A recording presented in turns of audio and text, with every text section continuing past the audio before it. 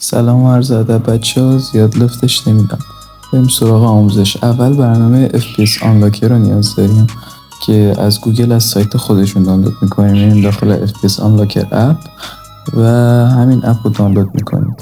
حالا من دانلود دارم، دوباره دانلود میزنم. بعد دومین برنامه به شیزوکو نیاز داریم که اکثرتون باهاش آشنایی دارین، واسه خیلی کارا استفاده میشه. از گوگل پلی مارکت اکثر مارکت ها میتونین دانلودش کنید. خب بعد که دانلود کردید میرین داخل سیتینگ. بعد باید برین داخل قسمت حالا about phone یا about تبلت. من تبلتم. روی OS ورژن اگه هایپر OS یا میوی ورژن اگه میوین 7 بار کلیک میکنین هلوشی تا دیولپر آپشن واسه تون باز شه. بعد میرید داخل ادیشنال سیتینگ قسمت دیولپر آپشنز، میایم پایین این قسمت وایرلس دیباگینگ داره. باید به این وای فای هم حتما وصل باشید. اینو روشن میکنیم. حالا برمیگردیم داخل شیزوکو.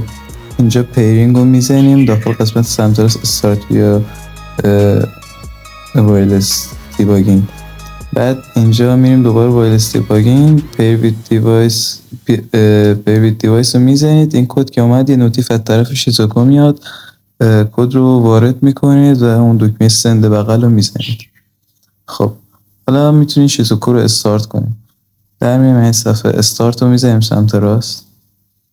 خب میگه که 3 ثانیه دیگه خود به خود بسته میشه. صبر میکنیم. بسته شد. شیزوکو از رانینگ. الان شیزوکو شما بسته. خب قدم بعدی چیه؟ وارد برنامه FPS Unlocker میشیم. اینجا روی FPS Unlocker میزنیم. بعد PUBG گلوبال یا همون ورژن PUBG مون اپلای و اپلای FPS.